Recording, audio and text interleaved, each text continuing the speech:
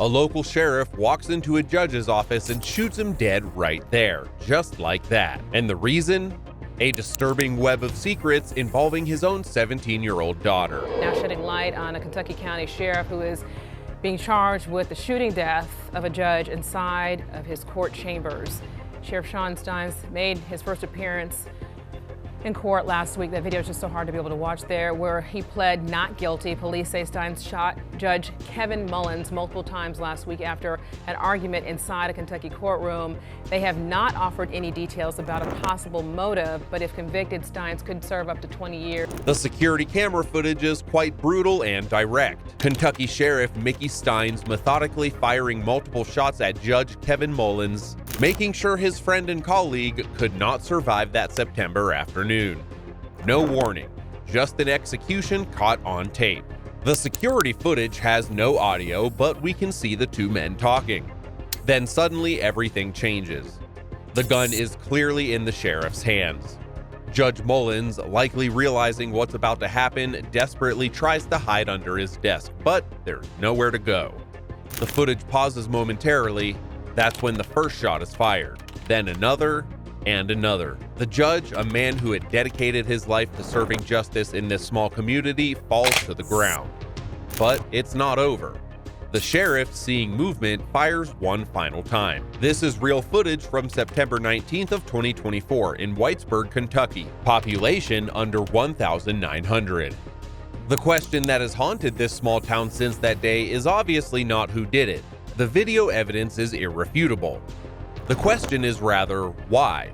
Why would Sheriff Shawn Mickey Stines, a respected law enforcement officer, walk into his friend's chambers and execute him in cold blood?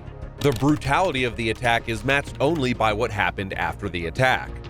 Sheriff Stines calmly walked into the courtroom, placed his gun down, and surrendered himself. No chase and thankfully no standoff. No explanation either. Detective Clayton Stamper from the Kentucky State Police would later testify about Stines' bizarre behavior following his arrest. I was told by one of the other officers there that he made the comment, "They're trying to kidnap my wife and kid." But was this true? This was a calculated execution by one of the town's most trusted figures against another. Sheriff Stines and Judge Mullins were not just colleagues, they were actually friends. Stines had served as Mullins' bailiff before becoming sheriff in 2018. They worked together to combat the opioid epidemic that had devastated their own community. They even shared meals together. In fact, just a few hours before the shooting, they had lunch together with several other people. So what drove a respected sheriff to murder his friend in broad daylight? That answer may lie in a series of events that began 3 days before the shooting. On September 16th, Sheriff Stines gave a 5-hour deposition in a federal civil rights lawsuit. Attorney Ned Pillersdorf, who was present at the deposition, noticed something odd about the sheriff's behavior. I would describe him as depressed, subdued. Not surprisingly, he was cautious, but it was more than cautious. It was an odd performance. It was a tense deposition. The lawsuit exposed a disturbing pattern of exploitation within the Letcher County Sheriff's Department. Filed in 2022, the federal civil rights lawsuit detailed how Ben Fields, a deputy under Stines, had systematically preyed upon vulnerable women in the criminal justice system.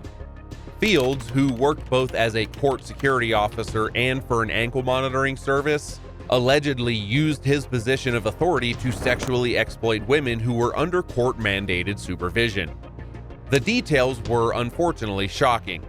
Women in drug court or wearing ankle monitors were told they could skip their $150 monthly monitoring payments in exchange for sexual acts with Fields.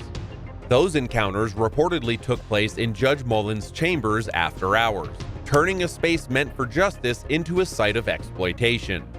According to attorney Ned Pillersdorf, they turned that courthouse, the sheriff's department, into a brothel. It wasn't just one woman they were exploiting, it was a number of women. County courthouse. I early on told NBC News that they turned that courthouse, the sheriff's department, into a brothel. It wasn't just one woman they were exploiting, it was a number of women. And, maybe that statement maybe was over the top. Fields would later plead guilty to serious charges: third-degree rape, third-degree sodomy, 2 counts of tampering with a prisoner monitoring device, and a second-degree perjury. Despite the severity of his crimes, he received a relatively light sentence: 7 years, with 6.5 of those years to be served on probation. The lawsuit claimed that Sheriff Stines either knew or should have known about Fields' actions. If you're on an ankle bracelet or in drug court in Kentucky, you're very vulnerable to sexual exploitation, Pillersdorf explained. What has happened, the good news is we've had a wonderful expansion of drug courts and women in drug courts. Also explaining that these women are easy targets. They're so vulnerable because they know if they complain about being hit on, they doubt that anybody would believe them, and they realize that the people administering those programs could simply make a phone call to the judge and they're back in jail. However, something else happened the night before the shooting. Sources close to the investigation reveal that Stines had a dispute with his wife, serious enough that he couldn't go home that night. That's why he was wearing plain clothes the next day instead of his uniform. The morning of September 19th started normally enough. Stines and Mullins had lunch together with several other people. Witnesses said everything seemed fine, though at one point, Stines tried to bring up a sensitive subject. The judge stopped him, saying, "Let's talk about it in chambers. Come by after lunch." Hours later, Stines did exactly that. But there was still more to the story, something that wouldn't come to light until after the shooting. Before Stines pulled the trigger, he did something. He tried to call his daughter. First from his own phone, then from Judge Mullins' phone. This detail would later become crucial to the investigation. Detective Clayton Stamper would testify that the sheriff's 17-year-old daughter's number was stored in Judge Mullins' phone. This news left everyone with theories about what could have driven the sheriff to act that way. Why would a 54-year-old judge have the personal phone number of a teenage girl saved in his phone? What connection existed between the judge and the sheriff's underage daughter? It's worth noting that Judge Mullins and Stines were not just casual acquaintances. They had worked together for years, shared meals, and fought the opioid crisis in their community side by side. But none of that explains why he would have direct access to contact the sheriff's teenage daughter. Was it an inappropriate relationship, a threat, or maybe something Stines saw on the phone that sent him over the edge? The shooting itself was methodical, almost mechanical. The security footage shows Stines firing multiple times, making sure his target could not survive. Then, in a move that puzzled everybody, including the investigators, Stines walked into the courtroom, laid down his gun, and surrendered himself. It was then when he said those words that would add another layer of mystery to this case. As officers took him into custody, Stines reportedly said, "They're trying to kidnap my wife and kid." But who were they? Why would anyone be trying to kidnap his family? And if he truly believed his family was in danger, why did he only target the judge? This strange claim, which came out of nowhere, has never been substantiated. No evidence has ever emerged suggesting any actual threat to Stines' family, and investigators haven't found anything to support these alleged fears about kidnapping. The statement seems to hang in the air, disconnected from everything else we know about the case. So there's mystery and a lot of questions here, because this wasn't just any murder. This was a sitting judge killed in his own chambers by the county sheriff. The video evidence was damning, but Stines' family has stood by him. In court appearances, they'll sit in the front row right behind him. He acknowledges them and whispers to his family, "I love y'all," as he enters the courtroom in his gray prison uniform. Stines' attorney, Jeremy Bartley, has taken a bit of an unusual stance. Instead of pushing for a change of venue, which is common in higher profile cases, he wants the trial to stay right there in Letcher County. Standing right where this case should be heard. This decision has led to speculation that the defense has a story to tell, one they believe the local community might understand. And of course, rumors have swirled through the small town. Some suggest there might have been an inappropriate relationship involving the judge and the sheriff's daughter. though this has been strongly denied by families on both sides. Others point to the federal lawsuit and suggest that there might be more to the story of what is happening in those chambers after hours. The prosecution has not yet decided whether to seek the death penalty. Special Prosecutor Daryl Harold is taking his time with this decision, saying they need to thoroughly review all evidence and consult with the victim's family first. It's unusual for a law enforcement officer to face capital punishment, even in cases of murder. Some legal experts suggest the defense might be pursuing an extreme emotional disturbance strategy, which in Kentucky could reduce the sentence by 10 to 20 years at 85% time served. However, in fact, the defense seems to be building towards what's known in legal circles as a time to kill defense, a reference to John Grisham's novel where a father kills his daughter's attackers. It's a form of jury nullification where jurors might acknowledge that the defendant committed the crime but believe the victim somehow deserved it.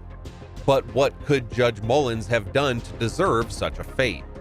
Forensic psychiatrist Dr. Daniel Bobbers suggests that the shooting had all the hallmarks of a deeply personal betrayal.